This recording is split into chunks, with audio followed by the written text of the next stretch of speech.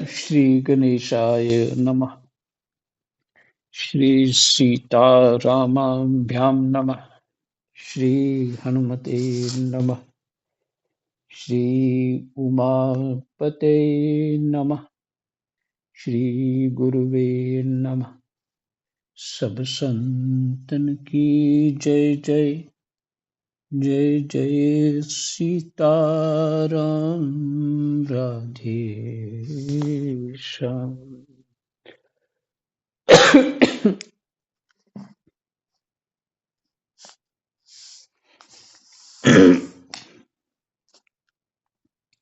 एकादश स्कंध तीसरा अध्याय।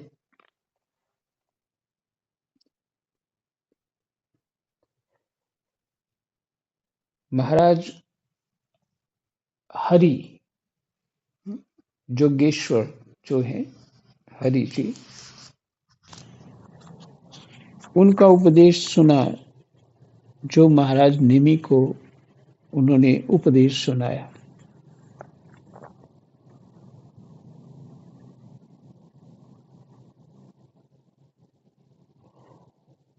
और अभी पाठ होगा तीसरा अध्याय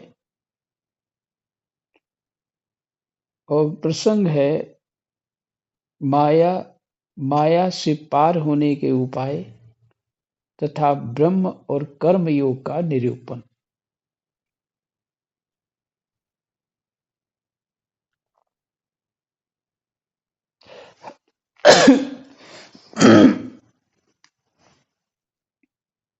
इसमें सुनीता जी ने पेंसिल से जो पाठ करती थी वो लिखा होता है, उन्होंने इस ग्रंथ में निकला है। 31/3/20 को उन्होंने ये पाठ किया था, 2020। 31/3/20 को। तो चले बद्रीनाथ, सुखदेव ताल और नैमिषारण्य।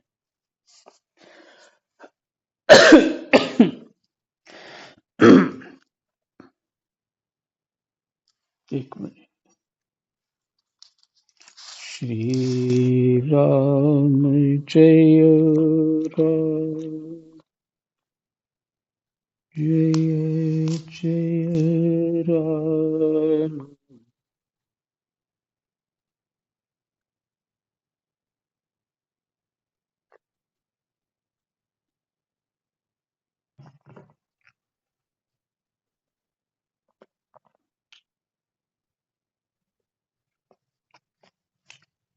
कृष्णाय वासुदेवाय हरये परमात्मने प्रणतः क्लेशनाशाय गोविन्दाय नमो नमः।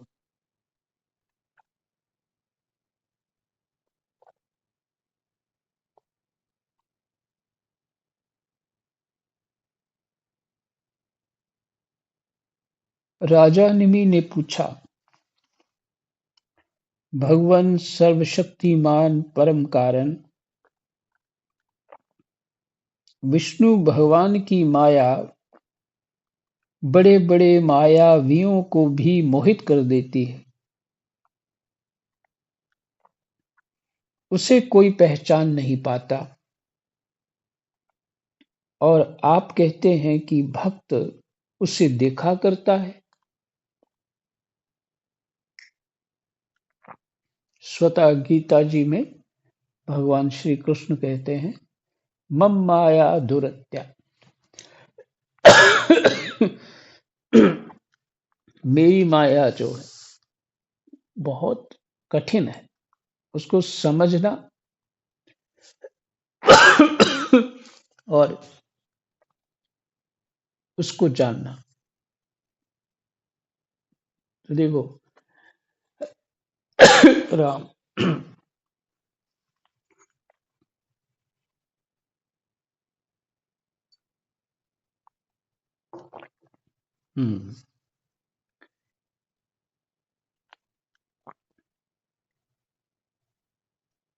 वर्णन है ये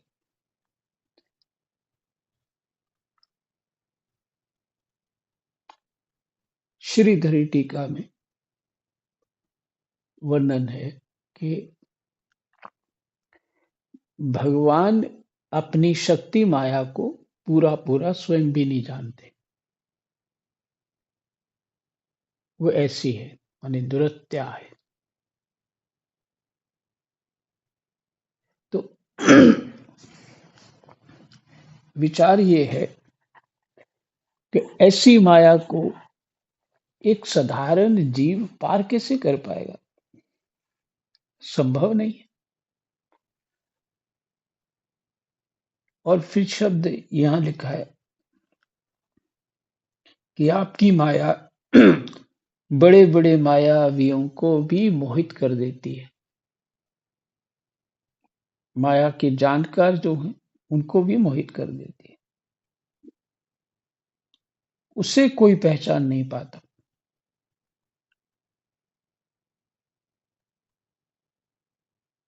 और आप कहते हैं कि भक्त उसे देखा करता है। अतः अब मैं उस माया का स्वरूप जानना चाहता हूं। आप लोग कृपा करके बतलाइए, जोगीश्वरो, मैं एक मृत्यु का शिकार मनुष्य हूं और मेरी हर क्षण मृत्यु हो रही है। हर क्षण मैं घटता जा रहा हूं और हमारे भीतर तो बड़ा युद्ध चल रहा है। हमारे शरीर के भीतर वो वहां के सेल जो है मर रहे हैं, जी रहे हैं, मर रहे हैं, जी रहे हैं, और वो तेज गति से होता है।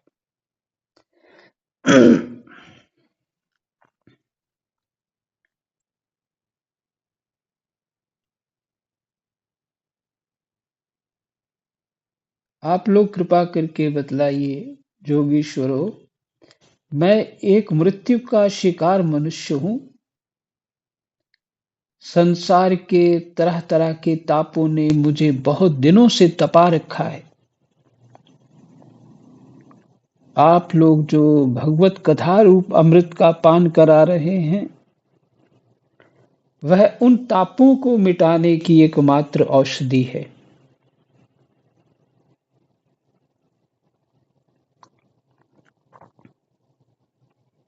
आप लोग जो भगवत कथा रूप अमृत का पान करा रहे हैं, वह उन तापों को मिटाने की एकमात्र औषधि है। इसलिए मैं आप लोगों की इस वाणी का सेवन करते करते तृप्त नहीं होता।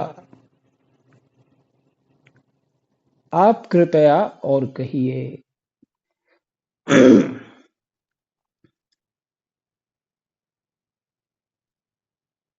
इसलिए मैं आप लोगों की इस वाणी का सेवन करते करते तृप्त नहीं होता।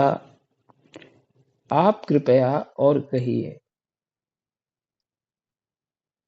अब तीसरे जोगीश्वर अंतरिक्ष जी ने कहा, ये उत्तर देंगे। तीसरे, उनका नाम है अंतरिक्ष। राजन, भगवान की माया स्वरूपतः अनिर्वचनीय है।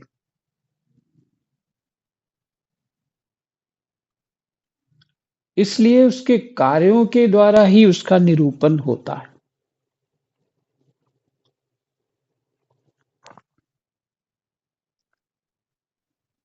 आदि पुरुष परमात्मा जिस शक्ति से संपूर्ण भूतों के कारण बनते हैं, आदि पुरुष परमात्मा जिस शक्ति से संपूर्ण भूतों के कारण बनते हैं और उनके विषय भोग तथा मोक्ष की सिद्धि के लिए अथवा अपने उपासकों की उत्कृष्ट सिद्धि के लिए स्वनिर्मित पंचभूतों के द्वारा नाना प्रकार के देव मनुष्य आदि शरीरों की सृष्टि करते हैं, उसी को माया कहते हैं।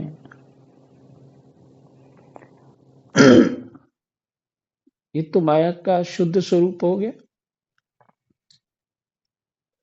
अब फिर वही माया विद्या अविद्या रूप हो जाती है।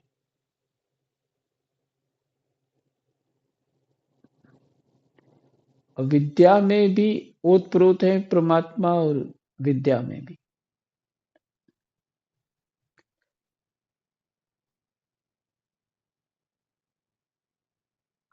और गोस्वामी तुलसीदास जी ने सीधा ही, इसलिए भक्त देखा करता है, सीधा ही कह दिया, गो गोचर जहां लग माया। गो मैंने अपनी सेंसेस जो है, इंद्रियां हमारी, उससे जो कुछ भी समझ में आ रहा है, अनुभव हो रहा है, सुख दुख हो रहा है, वो सब माया है। सुख दुख भी माया है, सर्दी गर्मी भी माया है, और जिस शरीर में खड़े हैं वो भी माया है। मेरी बुद्धि भी माया है, मेरा मन भी माया है। इस माया को शक्ति कौन दे रहा है? परमात्मा। क्योंकि वो इस माया के भीतर, माया की शक्ति तब है होती, वो सफल हो पाती है, भगवान उसमें होते हैं तभी।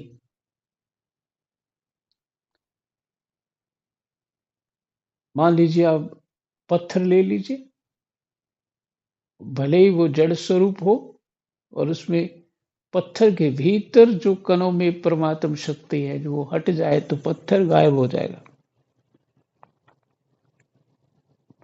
पत्थर का अपना स्वरूप ही नहीं रहेगा। हमारे शरीर में आत्मा निकल जाए, खैर फिर तो हम ब्रह्म स्वरूप ही हो जाएंगे, लेकिन प्राण निकल जाए तो, प्राण रूप शक्ति निकल जाए तो शरीर जड़ है। और प्राण के प्राण है परमात्मा, प्राण को भी शक्ति देने वाले परमात्मा है।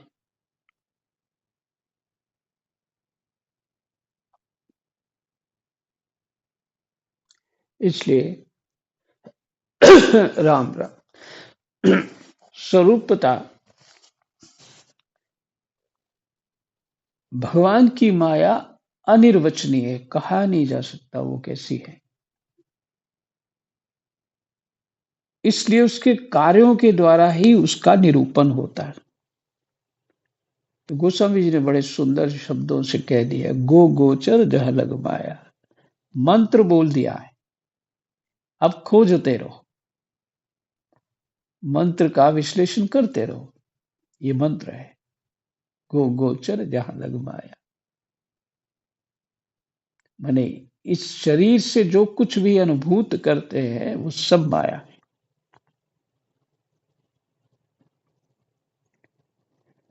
और हमको चाहिए भगवान, और अनुभूतियां कर रहे हैं माया की, कल्पना कर रहे हैं, इस माया में ही भगवान की कल्पना कर रहे हैं।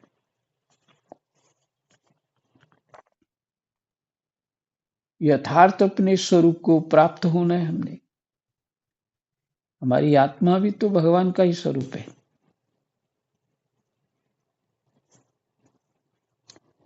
इसलिए गोस्वामी जी ने जो मंत्र ये बताया, गो गोचर जहां लग माया, ये इसका अर्थ है कि जो कुछ इंद्रियों से समझ में आएगा वो माया होगी, परमात्मा नहीं। परमात्मा तो अनुभूत किए जाएंगे।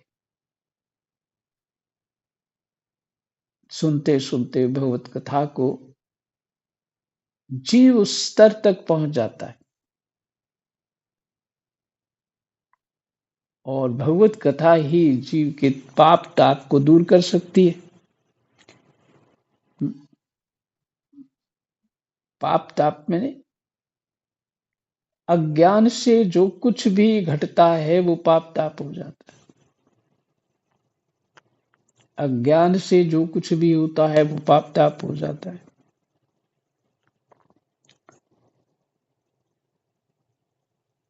आदि पुरुष परमात्मा जिस शक्ति से संपूर्ण भूतों के कारण बनते हैं, जिस शक्ति से, जिस शक्ति के, जो शक्ति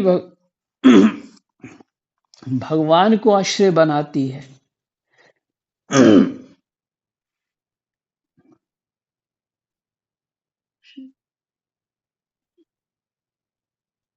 भूतों के कारण बनते हैं, समस्त पदार्थों के, शक्तियों के भगवान कारण बनते हैं। तो इसको ऐसे बोलना चाहिए, ये शब्द बिल्कुल सही है, कारण बनते हैं बात समझाने के लिए, लेकिन भगवान की माया भगवान के आश्रित रहती है,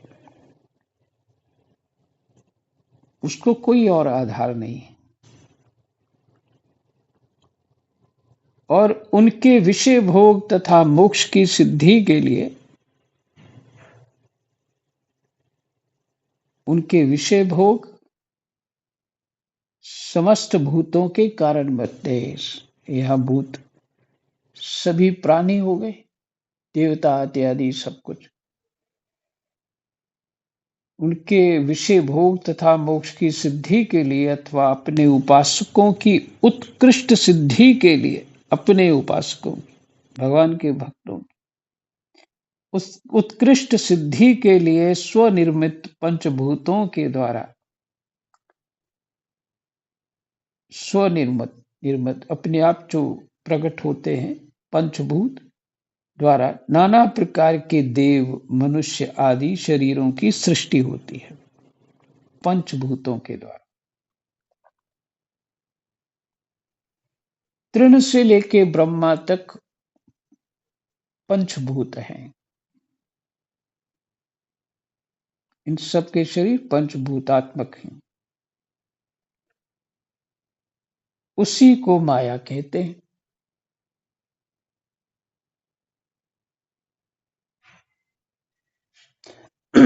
इस प्रकार पंच महाभूतों के द्वारा बने हुए प्राणी शरीरों में उन्होंने अंतर्यामी रूप से प्रवेश किया और अपने को ही पहले एक मन के रूप में और इसके बाद 5 ज्ञानेंद्रियां तथा 5 कर्मेंद्रियां, इन 10 रूपों में विभक्त कर दिया।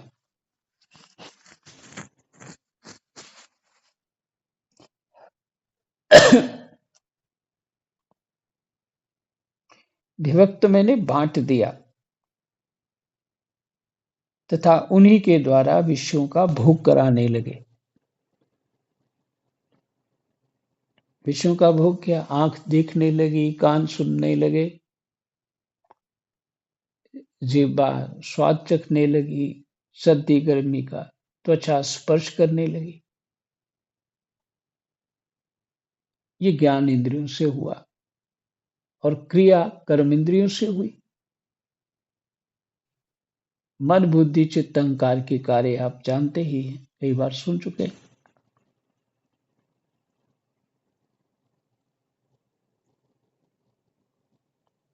तो यहां पे है,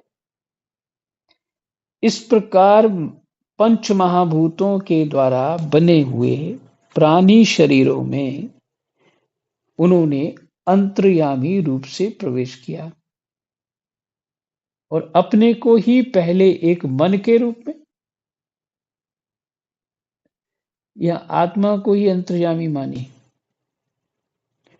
अपने को ही पहले एक मन के रूप में और इसके बाद 5 ज्ञानेंद्रिय तथा 5 कर्मेंद्रिय, 10 हो गए, 11 हो गए। और इन 10 रूपों में विभक्त किया, उन्हीं के द्वारा विषयों का भोग कराने लगे। क्योंकि ज्ञान इंद्रिय है तो उसका विषय भी चाहिए। आपने आंख दी तो देखने के लिए कुछ नहीं है, तो फिर आंख का कोई फायदा नहीं है। और यदि दृश्य है तो आंख ही नहीं है, तो भी दृश्य का कोई फायदा नहीं। इसलिए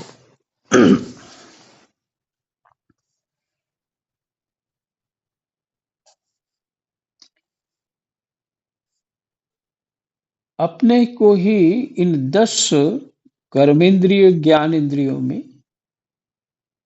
विभक्त कर दिया, बांट दिया, तथा उन्हीं के द्वारा विषयों का भोग कराने लगे।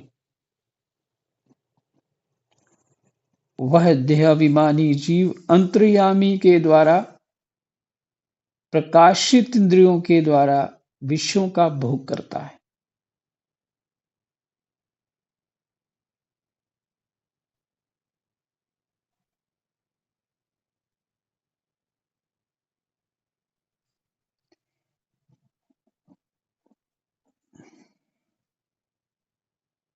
जीव संज्ञा एक है, एक अंतर्यामी संज्ञा है।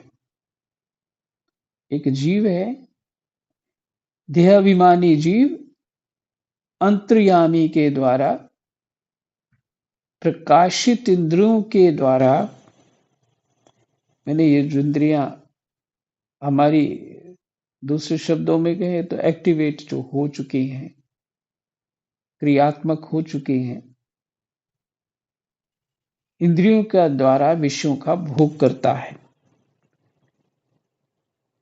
देखना, सुनना, बोलना, स्पर्श करना, सुख दुख का अनुभव करना, ये जो होता है, ये उसकी इंद्रियों को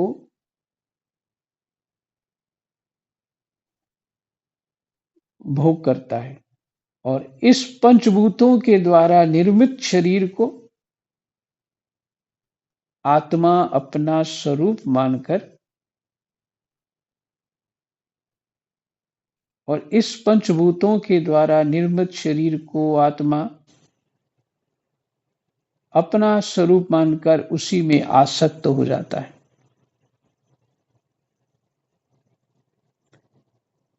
ये 5 भूतों के द्वारा आकाश, वायु, अग्नि, जल, पृथ्वी, ये 5 भूत हैं। इनके द्वारा जो शरीर बना हुआ है उसको ही अपना आप मान लेता है। और फिर क्या होता है? आसक्त हो जाता है उसी में, सब कुछ उसी को ही अपना आधार मान लेता है, उस जड़ शरीर को ही।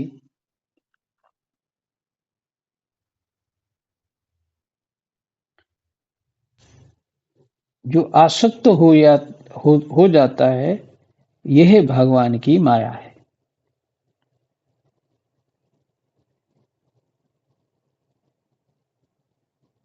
जीव की संज्ञा अज्ञान से बनती, उसी आत्मा ही जब उस माया को स्वीकार कर लेता है तो जीव हो जाता है।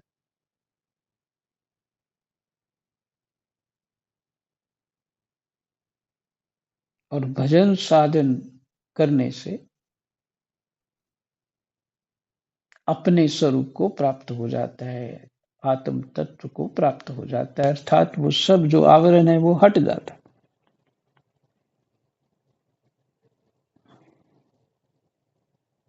अथवा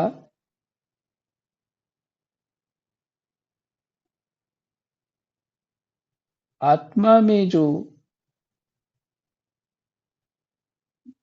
जड़ता का संयोग हुआ था, पीछे पाठ सुन चुके हैं आप, जड़ता का संयोग हुआ था,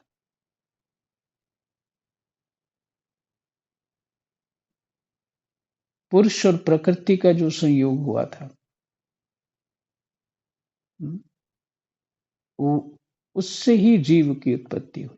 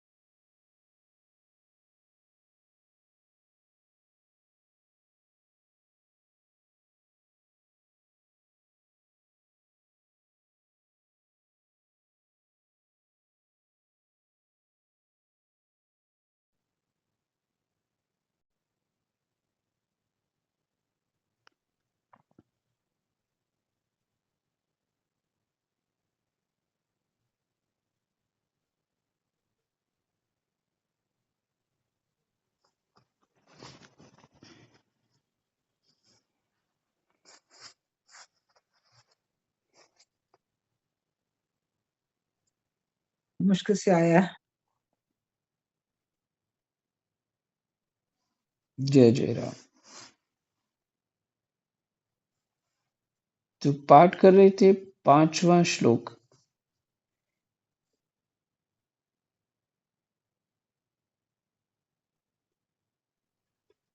वह जीव वह देहाभिमानी जीव अंतर्यामी के द्वारा प्रकाशित इंद्रियों के द्वारा विषयों का भोग करता है। पीछे कौन है? अंतर्यामी। फिर कहा प्रकाशित इंद्रियों के द्वारा विषयों का भोग करता है।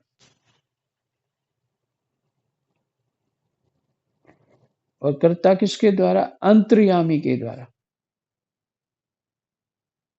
और इस पंचभूतों के द्वारा निर्मित शरीर को आत्मा अपना स्वरूप मानकर उसी में आसक्त हो जाता है।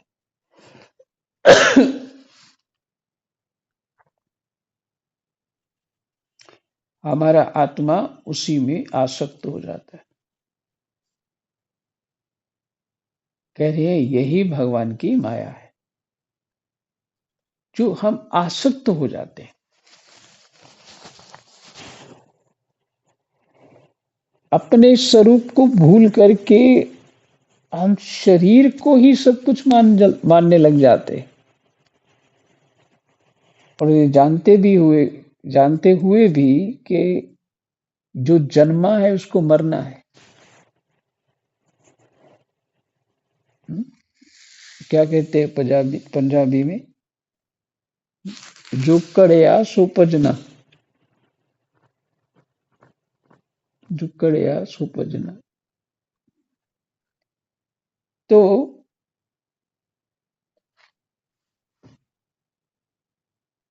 हम आसक्त हो गए। तो आसक्त हो गए तो भय हो गया। जैसे बच्चे को खिलौना कोई छीन ले तो वो डरता है, कोई छीन ना ले, है ना? तो बिल्कुल वैसे ही अज्ञान से ऐसी बुद्धि हो जाती है, आसक्ति से। उसी का नाम अहंता ममता है। शरीर में अहंता होती है और शरीर के संबंध जो रखते हैं संतान इत्यादि, उनमें ममता हो जाती है। तो ये सारी अहंता ममता आसक्ति है। कहते हैं यही भगवान की माया है। अब वह कर्मेंद्रियों से सकाम कर्म करता है और उनके अनुसार शुभ कर्म का फल सुख और अशुभ कर्म का फल दुख भोग करने लगता है। निष्काम कर्म नहीं करता, सकाम कर्म करता है।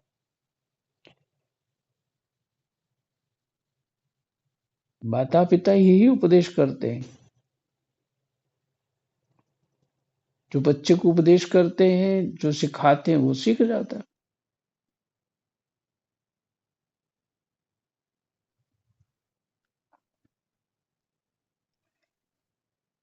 फिर उसका परिणाम क्या होता है? अच्छा करता है तो दुख प्राप्त होता है, बुरा करता है तो नहीं, अच्छा करता है सुख प्राप्त होता है, तो बुरा करता है तो दुख प्राप्त होता है।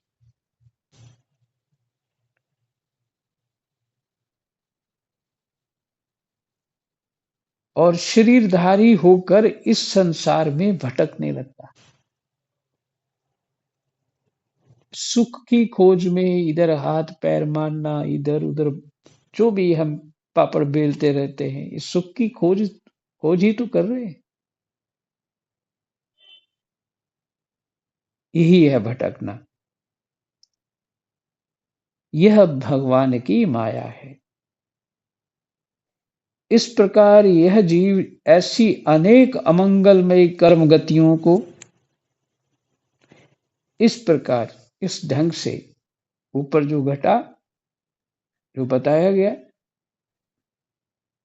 फिर जीव क्या होता है कि अनेक प्रकार की अमंगल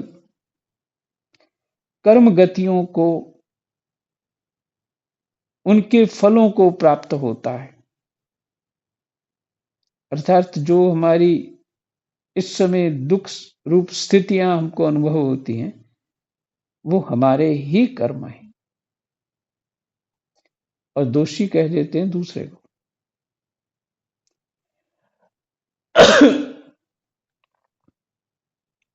और महाभूतों के प्रलय पर्यंत विवश होकर जन्म के बाद मृत्यु और मृत्यु के बाद जन्म को प्राप्त होता रहता है। महाभूतों के प्रलय पर्यंत मैंने जो सबसे बड़ी प्रलय हो जाती है जब, वो क्या है? अनेक ब्रह्मांड ही एक प्रकार से सब, पृथ्वी जो है वो जल रूप हो जाती है, फिर जल अग्नि रूप हो जाता है, अग्नि फिर वायु रूप हो जाती है, फिर वायु आकाश रूप हो जाते हैं, आकाश प्रकृति में, ये सब आकाश होकर के प्रकृति में, प्रकृति फिर परमात्मा में लीन हो जाती है। अब सभी जीव भगवान के ही उदर में, भगवान में ही सोते हैं गहरी निद्रा। फिर समय आने पे अनंत काल के बाद जितनी देर तक सृष्टि भगवान ने अनंत प्रकार की सृष्टियां रची हुई, जितनी देर तक ये रहते हैं, उसके बाद उतनी देर तक भगवान सोते रहते, और हम सब भी भगवान के शरीर में सोते रहते। इतनी लंबी आयु के हर जीव है, और ये वो कहता है कि मेरे बच्चों का क्या होगा। ये पता नहीं, वो बच्चे नहीं है, हमारे ही पापा हैं। तो कौन क्या है? ये कर्म का फल है, लेन देन है।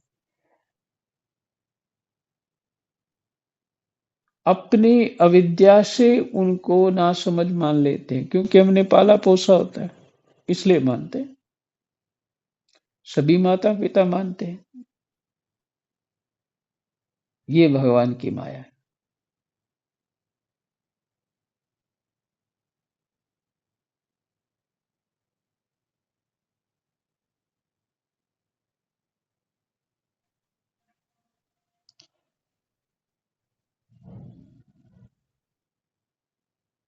जब पंचभूतों के प्रलय का समय आता है, तब अनादि और अनंत काल स्थूल तथा सूक्ष्म द्रव्य एवं गुण रूप इस समस्त व्यक्त सृष्टि को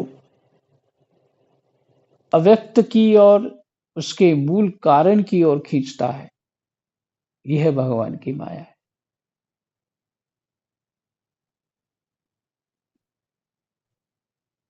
फिर से, जब पंचभूतों के प्रलय का समय आता है, तब अनादि और अनंत काल मैंने समय, स्थूल तथा सूक्ष्म द्रव्य, सूक्ष्म सृष्टि जो है, सूक्ष्म सूक्ष्म द्रव्य, स्थूल तथा सूक्ष्म द्रव्य एवं गुण रूप इस समस्त व्यक्त सृष्टि को अव्यक्त की ओर, जो जिसके लिए कुछ कह नहीं सकते, अव्यक्त मैंने वही माया है, प्रकृति है, उसके मूल कारण की ओर खींचता है। यह भगवान की माया है।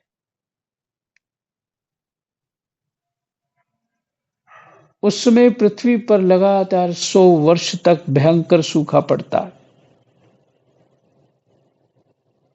वर्षा बिल्कुल नहीं होती। प्रलय काल की शक्ति से सूर्य की उष्णता और भी बढ़ जाती है।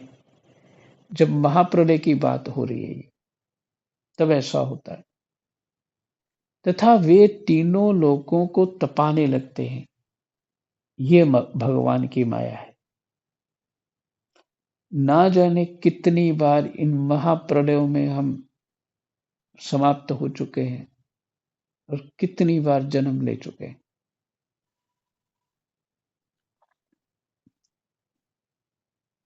इसलिए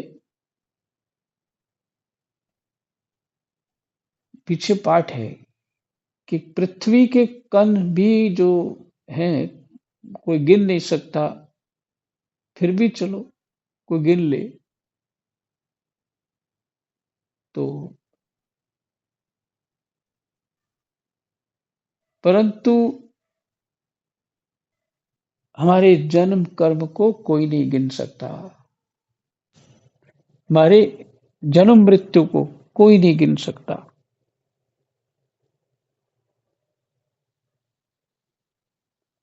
ऐसे तो हम सब हैं।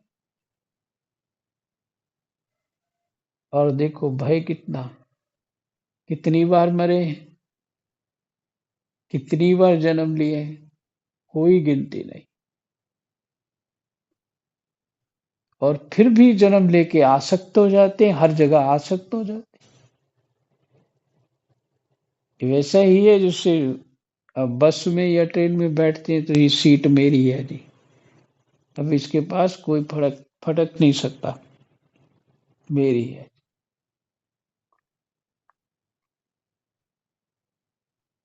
तो उसी तरह इस शरीर को अपना मान लेते हैं, जो शरीर हमारा बिल्कुल नहीं है। पांच भौतिक शरीर है, ये शरीर ही मरता है, जीव नहीं मरता। जीव तो भजन से ही मर सकता है, माने उसका कल्याण हो जाता है, जन्म मरण नहीं लेना पड़ता फिर।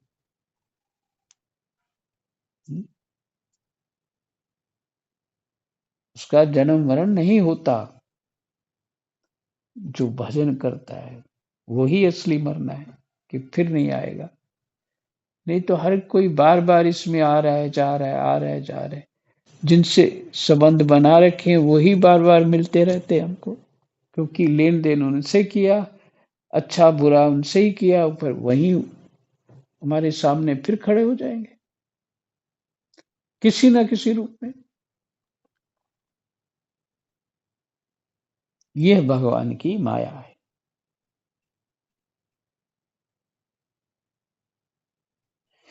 समय क्या, समय बहुत ज्यादा हो गया। कृष्णाय वासुदेवाय हरये परमात्मने प्रणतः क्लेशनाशाय गोविन्दाय नमो नमः। गोविन्दाय नमो नमः। यही कलेश है हमारा, जन्म मृत्यु जन्म मृत्यु जन्म मृत्यु। प्रणतः क्लेशनाशाय गोविंदाय नमो नमः। 9 श्लोक तक पाठ हुआ। जय जय सीताराम। राधे श्याम।